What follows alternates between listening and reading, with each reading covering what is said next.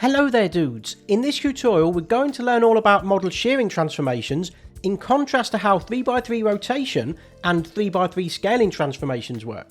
Just to recap on what we've covered so far in this model transformation series, in tutorial 1 we learnt about rotations and discovered how each column of the 3x3 matrix contains either the X, Y or Z axis.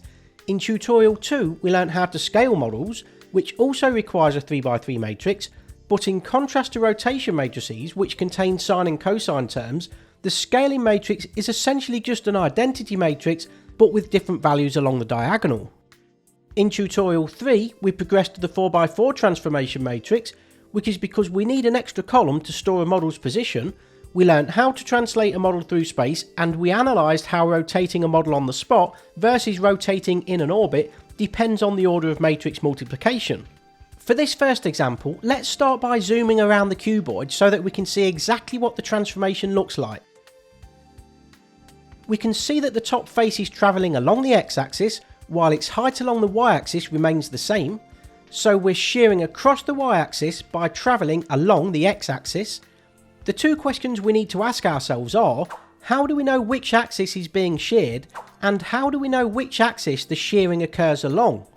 The axis being sheared is the axis that contains the shearing value, which in this case is the y-axis. To understand why this makes sense, let's compare the shearing matrix to the z-axis rotation matrix.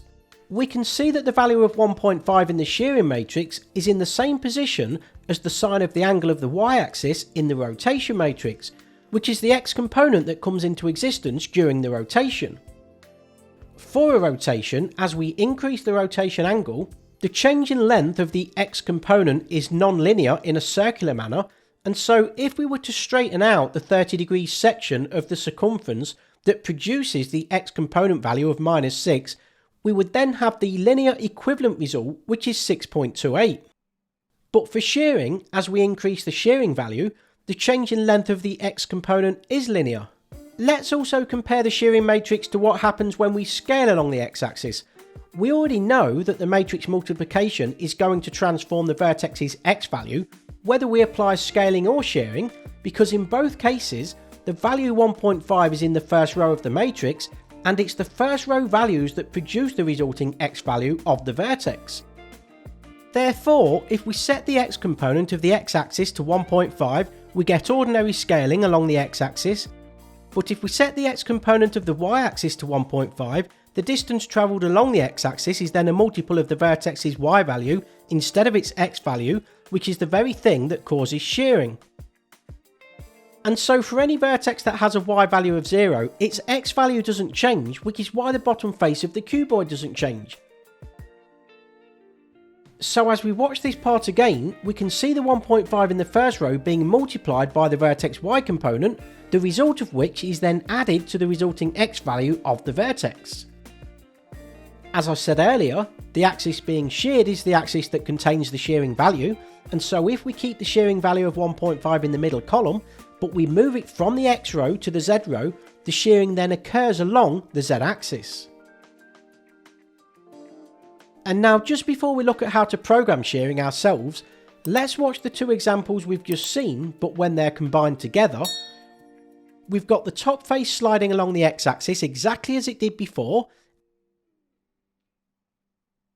and then it slides along the z-axis, and so the cuboid ends up leaning along both axes.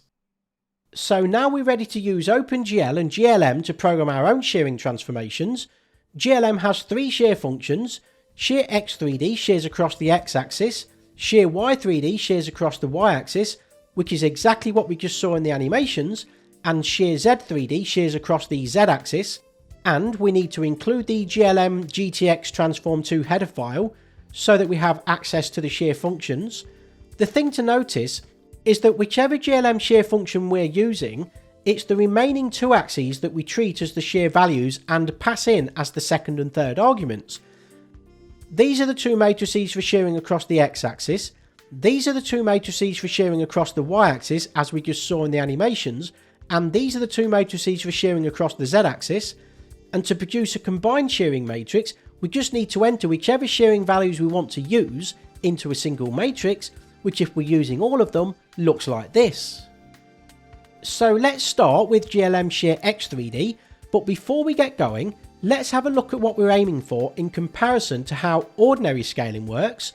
Something I didn't mention earlier is that when the shearing value is set to 0, the model looks normal, but when the scaling value is set to 0, we can no longer see the model.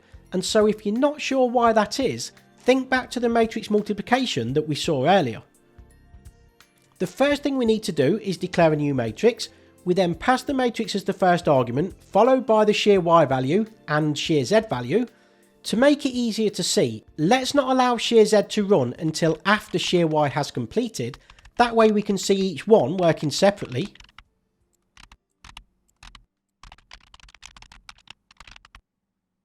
There's nothing new going on inside the vertex shader, but I have drawn some X, Y and Z axes in Blender that you'll see in just a moment when we run the program, and so this else statement allows those axes to be drawn without being transformed by the model matrix. So let's compile and run the program, and as we can see, it first shears along the Y axis and then along the Z axis. Let's inspect the matrix that GLM creates for us, just to confirm that the shear values are in the positions we expect them to be in.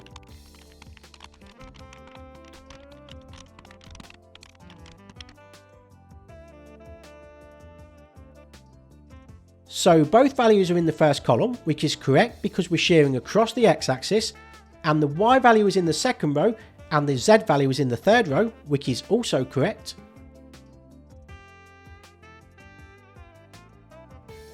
To shear across the x-axis directly inside the vertex shader, we need to multiply the vertex x value by shear Y for the resulting Y position and add that result to the vertex Y value, and by shear Z for the resulting Z position and add that result to the vertex Z value, but let's double the amount just so we see something different.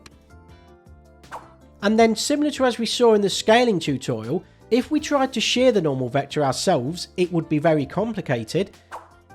And so to keep the lighting correct, we'll cheat again by carrying on using the model matrix for the normal vector, and so we also need to change the values on the CPU side.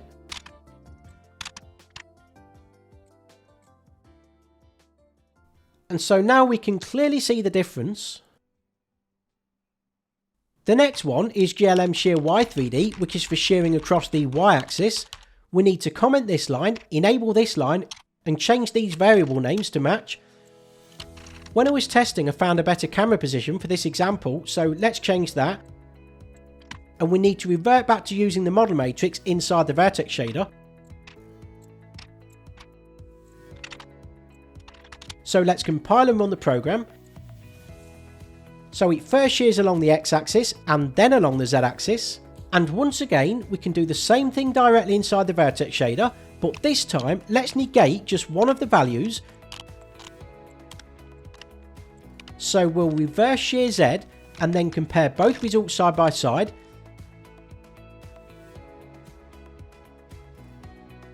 So obviously that's now shearing in the opposite direction.